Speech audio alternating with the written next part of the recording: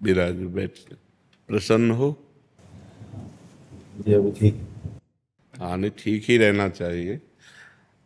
हम आपको अपने प्रभु का विधान बताते हैं थोड़ा सा। जब प्रभु किसी पर कृपा करते हैं, ये वैभव मिलना कृपा नहीं है, ये पुण्य है। पुण्य से एक घोर पापी को भी देखो, पाप करके भी उनका कोई पुण्य है जिससे वो सुकृत पूर्व के सुकृतवश चल रहे हैं, नया पाप है। ये वैभव बढ़ना या यश बढ़ना, ये भगवान की कृपा नहीं मानी जाती। भगवान की कृपा मानी जाती है अंदर का चिंतन बदलना, जिससे आपके अनंत जन्मों के संस्कार भस्म होकर और अगला जो है वो बड़ा उत्तम होगा। अंदर के चिंतन से होता है, बाहर से कुछ नहीं होता। महत्व अंदर का चिंतन। अच्छा, अंदर का चिंतन हम लोगों का स्वभाव बन गया बहिर्मुखी। बहिर्मुखी मतलब बाहर, बाहर यश कीर्ति लाभ विजय, इससे हमको सुख मिलता है। अंदर से कोई मतलब नहीं रखता कोई, कोई विरला ही अंदर से। अब क्या होता है, भगवान जब कृपा करते हैं तो संत समागम देते हैं, फिर दूसरी जब कृपा होती तो विपरीतता देते हैं, और फिर अंदर से एक रास्ता देते हैं, ये मेरा रास्ता है, ये परम शांति का रास्ता है, ये शांति का रास्ता नहीं। भगवान वो रास्ता देते हैं और जीव को अपने पास बुला लेते हैं। बिना प्रतिकूलता के संसार का राग नष्ट नहीं होता।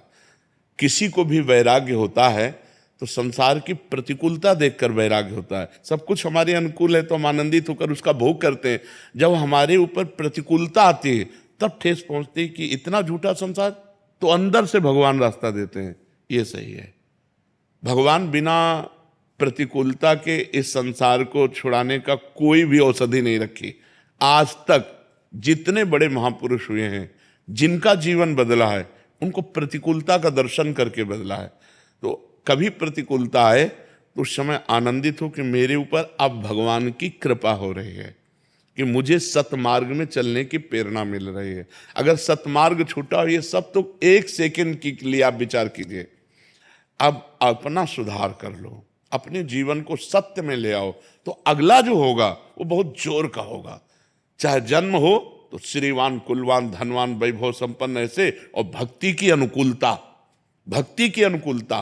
खास बात श्रीवान धनवान कुलवान नहीं, खास बात भक्ति की अनुकूलता। अगर इस जन्म में भगवत प्राप्ति नहीं हुई तो भगवान श्री कृष्ण ने गीता में कहा है कि मेरे भक्त का नाश नहीं होता, मैं कुलवान धनवान श्रीवानों के कुल में जन्म देता हूं और फिर पुनः भक्ति का माहौल देता हूं, और पूर्व का जो भजन छूटा हुआ हो वहीं से उसको।